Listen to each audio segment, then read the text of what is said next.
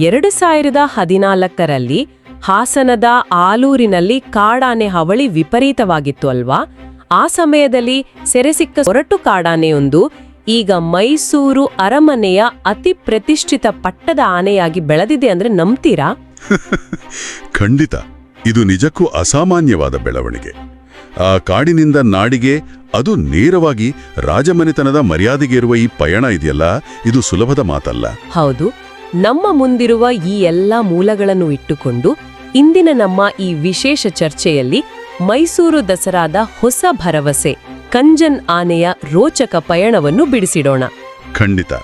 ಕಂಜನ್ನ ಈ ಯಶೋಗಾಥೆ ಕೇವಲ ಒಂದು ಆನೆಯ ದೈಹಿಕ ಬಲದ ಕಥೆ ಮಾತ್ರ ಅಲ್ಲ, ಇದೊಂದು ಸಂಪೂರ್ಣ ಪರಿವರ್ತನೆಯ ಅದ್ಭುತ ಚಿತ್ರಣ ಅಂತಾನೆ ಹೇಳ್ಬೋದು. ನಿಜ. ಈ ಪರಿವರ್ತನೆಯ ಮೊದಲ ಹಂತ ಶುರುವಾಗಿದ್ದು ದುಬಾರೆ ಶಿಬಿರದಲ್ಲಿ.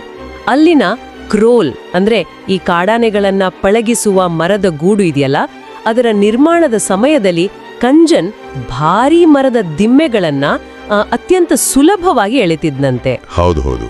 ಆ ಮರದ ದಿಮ್ಮೆಗಳನ್ನ ಕೇವಲ ಬಲದಿಂದ ಎಳೆದ್ರೆ ಸಾಲದು ಗೊತ್ತಾ, ಅವುಗಳನ್ನ ಒಂದಕ್ಕೊಂದು ಪೂರಕವಾಗಿ ಜೋಡಿಸಲು ಅಪಾರವಾದ ಏಕಾಗ್ರತೆ ಬೇಕಾಗತ್ತೆ. ಅದೇ ಆತನ ಈ ಕೆಲಸದ ವೈಖರಿ ನೋಡಿದ್ರೆ ನನಗೆ ಅನ್ಸೋದು ಏನಂದ್ರೆ, ಅತಿ ಒರಟಾದ ಯುವಕನೊಬ್ಬ ಸೇನೆ ಸೇರಿ ಅತ್ಯುತ್ತಮ ಶಿಸ್ತಿನ ಸೈನಿಕನಾಗಿ ಬದಲಾದಂತೆ ಕಾಣುತ್ತೆ ಅಲ್ವಾ? 100ಕ್ಕೆ 100 ಸತ್ಯ. ಆತ ಆಜ್ಞೆಗಳಿಗೆ ತಕ್ಷಣ ಸ್ಪಂದಿಸುವ ಅಪ್ಪಟ ಸೈಲೆಂಟ್ ಪರ್ಫಾರ್ಮರ್ ಅಂತಾನೆ ಕರೀಬಹುದು.